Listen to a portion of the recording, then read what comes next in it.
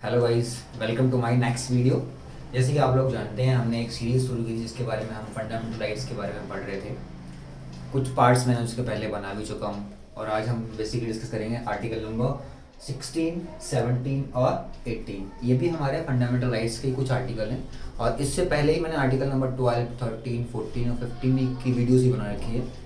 अगर आप लोगों ने वो नहीं देखी तो उसका लिंक मैं इस वीडियो के डिस्क्रिप्शन में डाल दूंगा, आप वहाँ से जाकर उसको वॉच कर सकते हैं और डेफिनेटली आप उसको वॉच कीजिए, तब आपको पता लगेगा कि हम कैसे कैसे कौन कौन से फंडामेंटल राइट्स हैं हमारे, किस किस तरीके हमारे पास अधिकार होते हैं। तो let's come for the article number 16। तो आर्टिकल नंबर 16 जो है भारतीय इंडियन कॉन्स्टिट्यूशन का आर्टिकल नंबर 16 हमसे बोलता है इक्वालिटी ऑफ अपॉर्चुनिटी, मतलब आपको आपकी अपॉर्चुनिटी की इक्वालिटी देता है। किस चीज की? आपके पास किस किस चीज की अपॉर्चुनिटी है, उसमें हमारे देश में रहने वाला एक एक नागरिक, सभी नागरिक के पास जो अपॉर्चुनिटीज हैं वो बराबर हैं। कोई भी ऐसा नहीं कि उसके बेस पे हम किसी को उसकी एज के बेस पर, बर्थ के बेस पर, रिलीजन के बेस पर और जेंडर के बेस पर या फिर कलर के बेस पर उसके साथ हम डिस्क्रिमिनेशन नहीं कर सकते। अगर गवर्नमेंट ने किसी भी तरह की कोई वैकेंसीज को निकाला है तो उसमें भारत में रहने वाला कोई भी व्यक्ति पार्टिसिपेट कर सकता है, एग्जामिनेशन दे सकता है, अगर वो उस लायक है तब। उसके कास्ट के बेस पर, उसके कलर के बेस पर या फिर उसके रिलीजन के बेस पर उसके साथ में डिस्क्रिमिनेशन नहीं किया जा सकता। बट इसके अंदर दो एक्सेप्शन जरूर दिए गए। एक्सेप्शन का मतलब क्या होता है बेसिकली कि रूल्स को एक तरह से ब्रेक कर देना। अगर कोई रूल बनाया गवर्नमेंट ने, अगर आप उसको ब्रेक कर रहे हैं तो हम उसमें कर देते हैं एक एक्सेप्शन। तो बेसिकली मीन ऑफ एक्सेप्शन ये होता है कि अगर आपने कोई लॉ बनाया है तो उसके अंदर दो, अगर आपने एक्सेप्शन दिया मीन्स अगर आप उसी लॉ को ब्रेक कर रहे हैं तो आपके पास में क्या लॉ है, क्या रूल है। तो आर्टिकल नंबर 16 के अंदर एक तो फर्स्ट थिंग ये है कि इक्वालिटी ऑफ अपॉर्चुनिटी है, आपके पास समानता का अधिकार। किसका अधिकार है आपके पास? अपॉर्चुनिटी, अवसरों का अधिकार है। जितने भी अवसर गवर्नमेंट देती है उन सबका अधिकार आपके पास में है। लेकिन इसके पास में आपके पास दो एक्सेप्शन दिए गए हैं। जैसे कि एक्सेप्शन नंबर 1 में दिया गया है कि reservation any person of their state. अगर कोई भी राज्य किसी व्यक्ति को अपने राज्य के अंदर रिजर्व करना चाहता है, मतलब कि उसको आरक्षित करना चाहता है कि ये ऑलवेज हमारे स्टेट में ही काम करे, तब वो ऐसा कर सकता है। लेकिन उसको ऐसा करने के लिए पार्लियामेंट से क्या लेनी पड़ेगी? उसको अप्रूवल लेनी पड़ेगी। पार्लियामेंट में उसको एक लॉ पारित कराना पड़ेगा जिस लॉ के तहत वो किसी भी पर्सन को अपने स्टेट के अंदर रिजर्व कर सकता है। मींस अगर वो किसी भी एक पर्सन को रिजर्व कर रहा है, इसका मतलब क्या है? सपोज मैं आपको एग्जांपल लेके दिखाता हूँ। आप जानते हैं भारत के अंदर बहुत सारे डिस्ट्रिक्ट हैं, बहुत सारे स्टेट भी हैं, आप जानते हैं, और उन हर एक डिस्ट्रिक्ट के पास में आईएएस है, डीएम की पोस्ट होती है सबके पास में। तो अगर कोई भी एक आईएएस है, कोई एक डिस्ट्रिक्ट डीएम है, वो किसी स्टेट में अच्छा काम कर रहा है और वहां की स्टेट चाहती है, अब एक डिस्ट्रिक्ट में हो सकता है दो ही को हो सकते हैं डीएम होते हैं, एसडीएम होते हैं, या फिर कोई एक ऐसी वैकेंसी जिसके लिए गवर्नमेंट क्या चाह रही है कि ये पर्सन जो मेरी इस वैकेंसी पे काम कर रहा है, इस पोजीशन पे काम कर रहा है, ये हमेशा मेरे पास में काम करता रहे। तो अगर उसको ऐसा करना है तो उसके लिए उसे क्या करना पड़ेगा? पार्लियामेंट से एक बिल को पास कराना पड़ेगा। अगर वो बिल पास हो जाता है तभी वो पर्सन वहां पर कंटिन्यूअस रिजर्व में काम कर सकता है। इसका मतलब तो बेसिकली ये होगा ना कि आप क्या कर रहे हो? रूल को ब्रेक कर रहे हो। जो इक्वालिटी ऑफ अपॉर्चुनिटी का जो लॉ है आप उसको ब्रेक कर रहे हो। इसीलिए क्या दिया हमने? एक्सेप्शन दिया कि अगर कोई स्टेट किसी भी व्यक्ति को अपने राज्य के अंदर रिजर्व करना चाहती है तो उसको पहले एक लॉ पास कराना पड़ेगा बाय द पार्लियामेंट। अगर पार्लियामेंट वो लॉ को पास कर देता है तब आप उसको आसानी से रख सकते हैं। जैसे कि मैं आपको एग्जांपल लेके दिखाता हूँ। सपोज दैट कोई दो वैकेंसीज थी, एसडीएम की पोस्ट पे काम करने वाले लोग थे कुछ, अब डीएम की पोस्ट पे उनको जाना था, या फिर कोई एक जॉब निकली जिसमें बहुत सारे ऑफिसर हैं। आप डीएम ही ले लो। DM is basically very light highly level person, so आपको जल्दी से समझ में आएगा उसका। मैं अगर एग्जांपल देता हूँ, आपके इस देश के अंदर बहुत सारे आईएएस हैं भारत के अंदर। तो अगर बहुत सारे आईएएस हैं, यूपी में काम करने वाला एक कोई भी आईएएस, कोई भी एक्सेट्रा काम कर रहा है यूपी के अंदर, एक आईएएस यूके के अंदर काम कर रहा है, एक बिहार के अंदर काम कर रहा है, लेकिन ये सब लोग काम कर रहे हैं। अब आप जानते हो आईएएस काम क्या होता है? बेसिकली वो लेबर से जुड़ा होता है, आपकी जमीन से जुड़ा हुआ बंदा होता है। आपके डिस्ट्रिक्ट को देखना, डिस्ट्रिक्ट को संभालना, उसकी जितनी भी परेशानियां होती हैं उन सब का सॉल्यूशन निकालना, बताना, ये किसके काम होते हैं? सारे आपके डीएम के काम होते हैं। और डीएम के नीचे आपके आते हैं एसडीएम, सब डिस्ट्रिक्ट मजिस्ट्रेट। तो अगर आपकी उत्तर प्रदेश में आप काम कर रहे हो, सपोज मैं ही काम कर रहा हूँ, मैं एज ए डीएम कि वो समय काम कर रहा हूँ, तो यूपी क्या चाहती है कि मैं हमेशा उसके स्टेट में काम करता रहूं। उत्तर प्रदेश ने ये बोला गवर्नमेंट से कि मेरे को ये पर्सन हमेशा के लिए चाहिए, जबकि यूपी में और भी डिस्ट्रिक्ट है, 75 डिस्ट्रिक्ट है ना, तो इसका मतलब क्या, वहां 75 डीएम है, उसने उन 75 डीएम में से सिर्फ एक पर्सन को चुना कि ये पर्सन मेरे स्टेट के अंदर कंटिन्यूस काम करना चाहिए, जबकि 74 और भी हैं।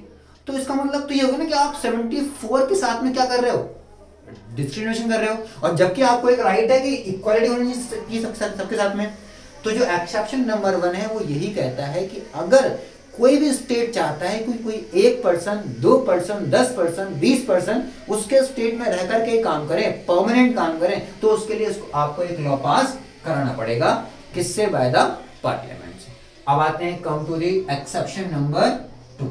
एक्सेप्शन नंबर 2 क्या कहता है? एक्सेप्शन नंबर 2 आपका ये कहता है कि आप अगर अपनी पोस्ट में क्या चाह रहे हैं, इंक्रीमेंट, सबका होता है ना इंक्रीमेंट, आप चाहे वो प्राइवेट सेक्टर ले लो चाहे वो गवर्नमेंट सेक्टर ले लो, बहुत समय तक काम करने के बाद में एसडीएम की पोस्ट पर जो काम करते हैं वो आफ्टर लॉन्ग टाइम डीएम बनने के लिए एलिजिबल हो जाते हैं।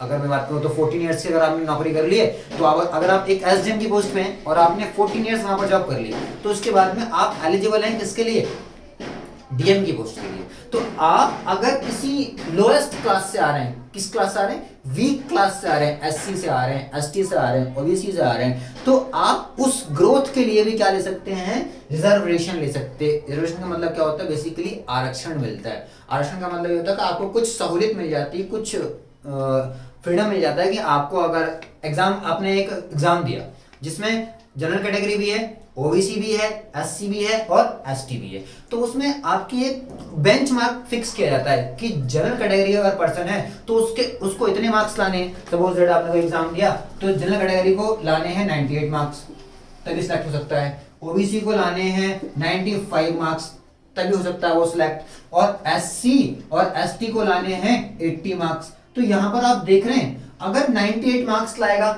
तब एक जनरल का पर्सन उस जॉब के लिए एप्लीकेबल होगा, एलिजिबल होगा। अगर ओबीसी का पर्सन है तो उसको 95 मार्क्स लाने पड़ेंगे तब वो उसके लिए एलिजिबल हो जाएगा, जबकि जनरल के लिए कितने, 98, और ओबीसी के लिए अगर 95 भी आ रहे हैं तब भी वो क्या है, उसके लिए एलिजिबल है। इफ एससी और एसटी की बात की जाए तो वो कितने नंबर लाने भी उसके लायक हो जाएंगे, अगर उनके 80 मार्क्स भी आते हैं। मैंने ये एग्जांपल लिया, नॉट रियली, अगर 80 मार्क्स भी आते हैं तब भी वो उस पोस्ट के लिए एलिजिबल है, जिस पोस्ट के लिए जनरल वाले को कितने नंबर लाने पड़ेंगे, 98 मार्क्स लाने पड़ेंगे। लेकिन अगर कोई एससी या एसटी कैटेगरी का पर्सन है, उसके अगर 80 मार्क्स भी आते हैं तब भी वो उस पोस्ट के लिए क्या होता है, एलिजिबल हो जाता है। मींस क्या हुआ इसका कि अगर आप एक वीक क्लास से हैं तो गवर्नमेंट ने, हमारे कॉन्स्टिट्यूशन ने क्या दिया है, आपको एक फ्रीडम दी हुई है, आपको एक रिलैक्सेशन दिया हुआ है कि अगर आप वीक क्लास से हैं तो आप अपने सिलेक्शन के लिए भी और उसके बाद साथ साथ अपने प्रमोशन में भी अपने उस आरक्षण का यूज कर सकते हैं, उस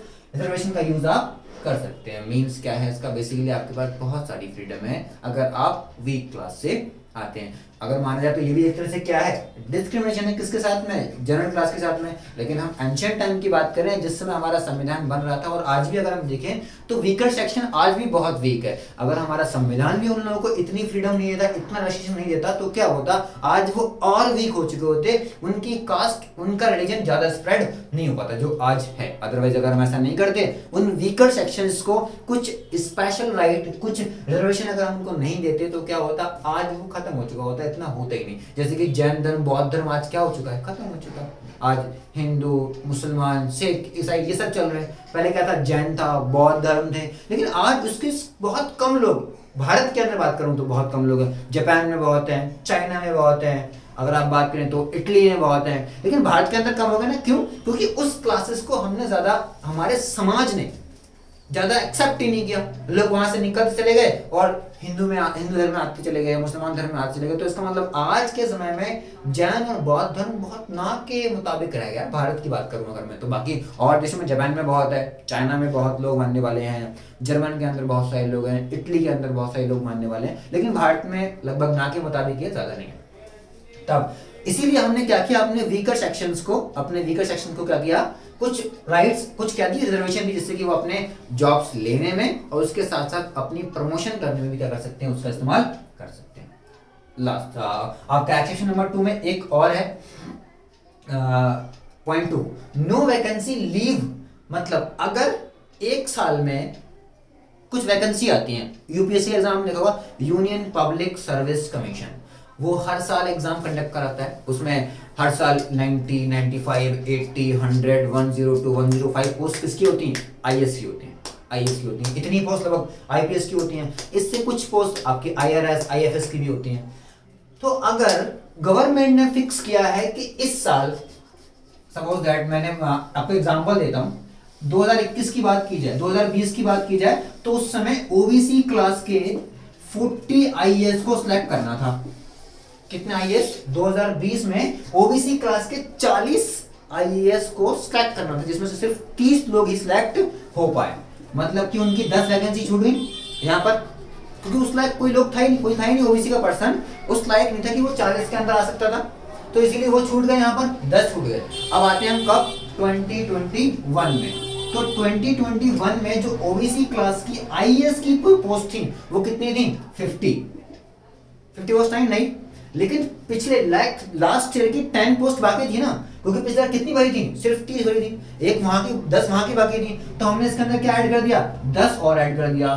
मींस अगर पिछले साल प्रीवियस ईयर में आप किसी भी क्लासेस की वैकेंसीज को फुलफिल नहीं कर पाते हैं, तो वो वैकेंसीज लीव नहीं होती, खत्म नहीं होती, वो नेक्स्ट ईयर वैकेंसीज में जुड़ करके आ जाती हैं। तो ये देख रहे हैं यहाँ पर कितनी हो गई, फिर अगर आप 2022 का डेटा देखेंगे तो आपको वहां पर कितनी वैकेंसी मिलेंगी, 60 वैकेंसीज मिलेंगी। कितनी आपको, 60, मतलब 50 तो आई थी फ्रेश, और 10 कौन सी थी, जो प्रीवियस ईयर की रह गई थी, तो वहां पर आपको कितनी वैकेंसी मिली, 60 वैकेंसी मिली। मतलब आपको एक्सेप्शन नंबर 2 यही बोलता है कि किसी भी क्लास की वैकेंसीज अगर फुलफिल नहीं हो पाती हैं तो वो कभी भी लीव नहीं होंगी, खत्म नहीं होंगी, वो नेक्स्ट ईयर जुड़ करके आ जाती हैं। तो ये था हमारा आर्टिकल नंबर 16, जो क्या बताता है, इक्वालिटी ऑफ अपॉर्चुनिटी इक्वालिटी देता है। लेकिन इसके अंदर 2 एक्सेप्शन है। एक एक्सेप्शन ये है कि अगर कोई स्टेट चाहे तो अपने स्टेट के अंदर, स्टेट की गवर्नमेंट चाहे तो अपने स्टेट के अंदर किसी भी पर्सन को रिजर्व कर सकता है by the law passed from parliament. Second exception ये था कि आप रिजर्वेशन यूज कर सकते हैं प्रमोशन के लिए। कोई भी अगर वीक क्लास का पर्सन है, कोई लोएस्ट क्लास का पर्सन है, तो अगर वो प्रमोशन चाहता है तो वहां पर वो रिजर्वेशन को यूज कर सकता है। और उसी के अंदर पॉइंट 2 था कि आप किसी भी क्लास से हैं, अगर वो वैकेंसीज आपकी फुलफिल नहीं होती हैं तो वो नेक्स्ट ईयर जुड़ करके आ जाएंगे, ना कि वो लेफ्ट हो जाएंगे। तो ये था हमारा आर्टिकल नंबर 16।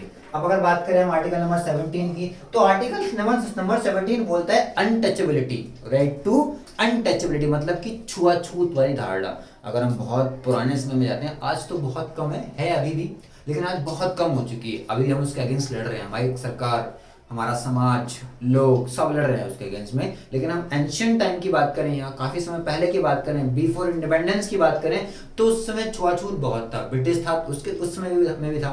तो छुआछूत के लिए हमने एक आर्टिकल बनाया हुआ, article number 17, which is very very important for, अगर आप किसी भी गवर्नमेंट एग्जामिनेशन की प्रिपरेशन कर रहे हैं तो आपके लिए बहुत इंपॉर्टेंट हो जाता है। कौन सा आर्टिकल नंबर 17? आप यूपीएससी कर रहे हैं, आप एसएससी की कर रहे हैं, आप यूपी पीसीएस की कर रहे हैं, किसी के भी कर रहे हैं, तो उसमें आपको आर्टिकल नंबर 17, 16 बहुत इंपॉर्टेंट हो जाते हैं, क्योंकि ये इन आर्टिकल से बहुत सारे शॉर्ट क्वेश्चंस बन जाते हैं, टिक द ग्रेड क्वेश्चन बन जाते हैं। तो अगर मैं 17 की बात करूं तो वो क्या है, राइट टू अनटचेबिलिटी, कि आपके पास ये अधिकार है कि आपके साथ कोई छुआछूत वाला बिहेव करता है तब उस व्यक्ति को कभी भी इलेक्शन में पार्टिसिपेशन नहीं कर सकता, वो इलेक्शन कभी भी नहीं लड़ सकता। अगर वो क्या कर सकता है, छुआछूत की धारणा को अपना रहा है, अगर वो छुआछूत वाली क्या कर रहा है, बिहेव को अपना रहा है, उसके साथ साथ उसको क्या हो सकता है, 1 से 2 साल तक की जेल भी हो सकती है। कोई भी भारत का व्यक्ति अगर किसी दूसरे व्यक्ति के साथ में छुआछूत वाला बिहेव करता है,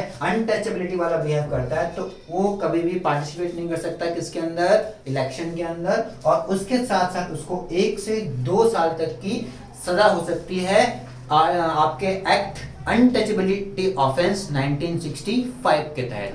जो 1965 में छुआछूत ऑफेंस के तहत जो एक एक्ट बनाया गया था 1965 में, उसके तहत आप उसको सजा मिल सकती है 1 से 2 साल तक जेल की, और उसके साथ साथ वो आपका पार्टिसिपेट नहीं कर सकता कहां पर, इलेक्शन के अंदर। अगर हम बात करें fact of about the article number 18, तो आर्टिकल नंबर 18 में बताता है बेटा एवोल्यूशन ऑफ टाइटल, मतलब आपके जो टाइटल हो जैसे कि डॉक्टर, एयरफोर्स का जनरल, कर्नल, इस ये क्या होते हैं टाइटल, प्रोफेसर, ये क्या होते हैं टाइटल। मींस हमारे आर्टिकल नंबर 18 बोलता है कि नॉट यूज टाइटल, ये आप अपना टाइटल यूज नहीं कर सकते। आप अपना नाम क्या, मैं बोलूं कि आई एम डॉक्टर, तो क्या डॉक्टर हो गया? नहीं ना। मैं बोलूं आई एम इंजीनियर हो गया। अगर मैंने वो डिग्री हासिल कर रखी है या फिर मेरे पास में उतना एकेडमिक है, अगर मैं डॉक्टर बोल रहा हूं अपने आप को, तो मेरे पास उस एकेडमिक की डिग्री होनी चाहिए ना, ऐसा तो मैं नहीं बोल सकता। इसीलिए हमारे संविधान ने बोला है कि कोई भी टाइटल्स को बिना वजह यूज नहीं कर सकता है। इफ अगर आप मिलिट्री के अंदर हैं या फिर आप किसी एकेडमिक से हैं या किसी स्पेसिफिक पर्सन से हैं, स्पेसिफिक डिग्री है आपके पास में, तब आप उस टाइटल का यूज कर सकते हैं। जैसे कि अगर कोई पर्सन मिलिट्री के अंदर है तो बोल सकता है जनरल, कुछ ही बोल सकता है, कोई भी नाम ले सकते हो आप, जनरल राजवीर सिंह, डॉक्टर राजवीर सिंह, इस तरह से आप कुछ ही बोल सकते हो, जनरल राहुल यादव, इस तरह से बोल सकते हो आप। लेकिन अगर आपके पास में वो कागज या वो आपका प्रूफ नहीं है तो आप उसको यूज नहीं कर सकते। ऑल्दो अगर आप इंडिया के पीपल हैं, आप भारत के पीपल नहीं है, सपोज आप भारत के पीपल नहीं है लेकिन भारत में रहते हैं या नौकरी करते हैं भारत के अंदर, आप you are not a nationals of India, आप भारत के नागरिक नहीं है लेकिन आप भारत के अंदर नौकरी करते हैं और आप किसी ऐसे डिपार्टमेंट में काम करते हैं जहां पर आपको टाइटल लगाना पड़ेगा, तो आपको वो टाइटल लगाने के लिए भी हमारे देश मतलब कि भारत देश के प्रेसिडेंट से कन्वर्सेशन करनी पड़ेगी, तभी आप टाइटल को यूज कर सकते हैं, अदरवाइज आप टाइटल यूज नहीं कर सकते। ये इसलिए बताया गया है क्योंकि अगर हम ये लॉ नहीं लगाते तो कोई भी व्यक्ति किसी भी को भी बेवकूफ बना देगा। इससे क्या होगा, बहुत सारी प्रॉब्लम्स क्रिएट हो जाएंगी। इसलिए हमारे हमारे संविधान निर्माताओं ने क्या किया, आर्टिकल नंबर 18 बनाया जिसमें बोला कि आप टाइटल का यूज नहीं कर सकते अगर आपके पास कोई किसी भी तरह का ठोस प्रूफ नहीं है। तो अगर आप भारत के नागरिक नहीं है तब भी अगर आपको कोई, आप इस ऐसे डिपार्टमेंट में काम करते हैं जहां पर आपको लगाना पड़ेगा टाइटल, तो आपको पहले कन्वर्सेशन करनी पड़ेगी किससे, प्रेसिडेंट से। थर्ड क्लॉज है कि no Indian working any trust don't take gift. अगर कोई भी पर्सन इंडियन पीपल नहीं है और वो भारत के अंदर किसी डिपार्टमेंट में काम करता है तो वो किसी भी व्यक्ति से गिफ्ट नहीं ले सकता। ये क्या, अगर ऐसा होता है तो वो क्या फैला रहे हैं, एक तरह से आपके देश में करप्शन फैला रहे हैं। क्या फैला रहे हैं आपके देश में, करप्शन। इसीलिए आर्टिकल नंबर 18 ये भी बोलता है कि कोई भी व्यक्ति जो भारत का नागरिक नहीं है वो किसी से भी गिफ्ट नहीं ले सकता। They don't have a right taking a gift from any other person if they are working any specialized category and any specialized department. So hope you understand about the article number 18. Article number 18 explain about to you abolition of title, मतलब आप you are don't use a title if you don't have any strong proof. If you have any proof like you are military person, you are a doctor, then you are using the title, otherwise you are don't use the title. If you are not a nation of India, अगर आप भारत के नागरिक नहीं हैं, अगर आप विदेशी नागरिक हैं, तब भी अगर आपको किसी बड़े डिपार्टमेंट में काम कर रहे हैं और आपको टाइटल यूज करना है, तब आपको first you should conversation with our president, means हमारे देश के प्रधानमंत्री से आपको बात करनी पड़ेगी। और लास्ट था आपका कि अगर आप भारत के नागरिक नहीं है और कोई बड़े डिपार्टमेंट में काम कर रहे हैं तब आप किसी से भी गिफ्ट नहीं ले सकते, क्योंकि इससे क्या फैलता है, एक तरह से करप्शन फैलता है। तो आज हमने दोस्तों किस आर्टिकल की बात की, आर्टिकल नंबर 16 जो बोलता है इक्वलिटी ऑफ अपॉर्चुनिटी, और नंबर 17 जो बोलता है आपको अनटचेबिलिटी, नंबर 18 जो बोलता है आपको एवोल्यूशन ऑफ टाइटल। तो हमारी ये सीरीज आगे तक जारी रहेगी। आपको अगर अच्छा लगा हो तो आप आगे देख सकते हैं हमारे साथ, और होपफुली आपको अच्छा लगा होगा। अगर आपको कोई डाउट है तो आप मुझे कमेंट कर सकते हैं, कमेंट सेक्शन में बता सकते हैं कि मेरे को ये चीज़ समझ में नहीं आई, या अगर आपको कुछ और पूछना है पॉलिटिक्स के रिगार्डिंग, मैथमेटिक्स के रिगार्डिंग, साइंस के रिगार्डिंग, कुछ भी आप पूछ सकते हैं। फर्स्ट अभी तो मैं सिर्फ आपको पॉलिटिक्स की वीडियोस बना रहा हूँ, लेकिन आगे onwards will make the mathematics, reasoning and etcetera. Okay, so bye.